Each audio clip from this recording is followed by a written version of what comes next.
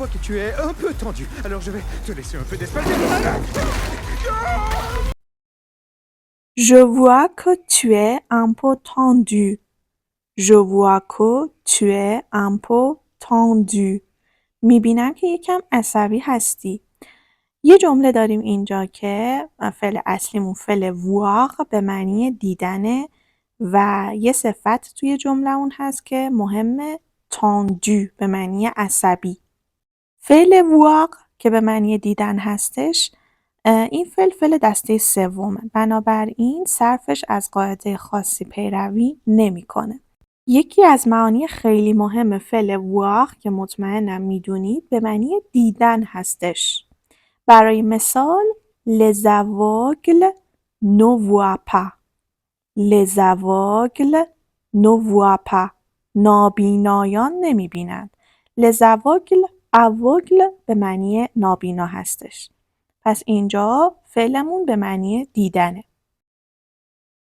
اما فعل voir به معنی دیدن میتونه معنا و مفهوم فعل لیغ رو هم داشته باشه. لیغ به معنی خواندنه. حالا یعنی چی؟ نگاه کنید مثال رو. J'ai vu cela dans le journal. J'ai vu cela dans le journal. من این رو در روزنامه دیدم. در روزنامه دیدم یعنی چی؟ یعنی خوندمش. حالا ممکنه مثلا یه مطلبی بوده که این توی روزنامه این مطلب رو خونده باشه. پس اینجا مفهوم خواندن رو به ما میرسونه. فعل voir در ترکیب با فعل faire که به معنی انجام دادن هستش یعنی faire voir. دوتا فعل کنار همدیگه اومدن. faire voir به معنی نشان دادنه. برای مثال faites-moi voir ce livre. همونطوری که میبینید اینجا ما فعل faire voir رو داریم. faites-moi voir ce livre. این کتاب رو به من نشان بدهید. یه مثال دیگه برای faire voir به معنی نشان دادن. faites-moi voir vos photos de vacances. faites-moi voir vos photos de vacances. عکس‌های تعطیلاتتان را به من نشان بدهید. این هم ترکیب مهمیه. فعل voir در ترکیب با فعل laisser که به معنی آشکار کردن یا همان نشان دادنه. برای مثال je vais laisser voir le projet à mes collègues. Je vais laisser voir le projet à mes collègues. پروژه را به همکارانم نشان خواهم داد. مثال دوم. Elle ne voulait pas laisser voir ses émotions. Elle ne voulait pas laisser voir ses émotions. او نمیخواست احساساتش رو نشون بده یا بروز بده. حالا دوباره برگردیم به جمله اصلی که توی انیمیشن داشتیم. Je vois que tu es un peu tendu. میبینم که یکم عصبی هستی. به راحتی میتونیم بچه‌ها جمله‌های بیشتری با این ساختار بسازیم. مثلا فقط کافیه که اون ادجکتیوی که آخرش اومده یعنی تاندو رو شما با ادجکتیوهای دیگه که مناسب هست جایگزین کنید. مثلا je vois que tu es un peu nerveux. صفت نقوو هم بچه‌ها میتونه مترادف همون تاندو باشه، یعنی میتونه معنی عصبی داشته باشه. پس دوباره معنی جملمون میشه میبینم که یکم عصبی هستی. Je vois que tu es un peu stressé. Je vois que tu es un peu stressé. میبینم که یکم مضطربی، استرس داری. میبینید بچه‌ها اصلا هیچ چیز خاصی رو توی جمله من عوض نمی‌کنم. فقط همون صفت آخر جمله است. من اینو دارم با صفات دیگه عوض می‌کنم و یه جمله جدید و راحت می‌سازم.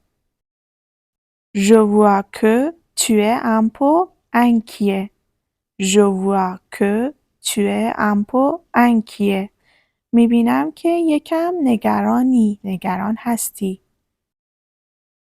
حالا اینو شما بگید. میبینم که یکم خسته‌ای. خسته‌ام که دیگه همه میدونن لغتش چی میشه. یعنی تو این سطحی که دارین این ویدیو رو نگاه میکنین مطمئناً باید بدونید چی میشه. اینو تو کامنت ها بهم بگید. بیایم سراغ قسمت دوم جمله‌ای که توی انیمیشن با هم دیگه شنیدیم. Alors, je vais te laisser un peu d'espace vital. Alors, je vais te laisser un peu d'espace vital. پس بهت اجازه میدم که یکم تو حال خودت باشی.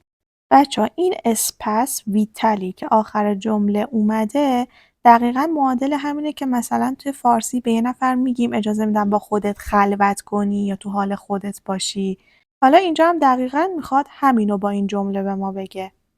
حالا من میتونم دوباره مثل قبل تیکه اول جمله رو به عنوان یک ساختار ثابت استفاده کنم و فقط اون کلمات آخرش رو حذف کنم، یعنی اسپس ویتال رو حذف کنم به جاش چیزای دیگه بیارم.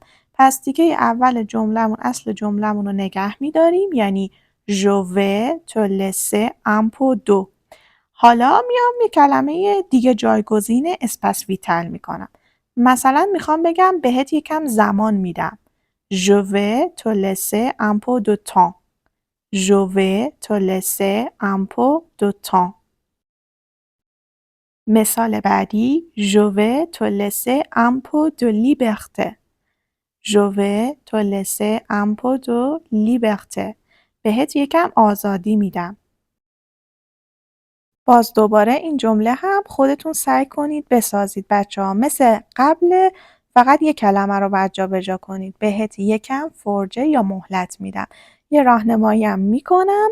فرجه و مهلت میتونید از لغت رپی استفاده کنید به معنی فرجه یا مهلت. پس رپی. Je vois que tu es un peu tendu, alors je vais te laisser un peu d'espace. ممنون دوستای خوبم که این ویدیو رو تماشا کردید. برای حمایت از من لایک، کامنت و سابسکرایب لطفاً یادتون نره. تا ویدیوی بعدی، ابیانتو.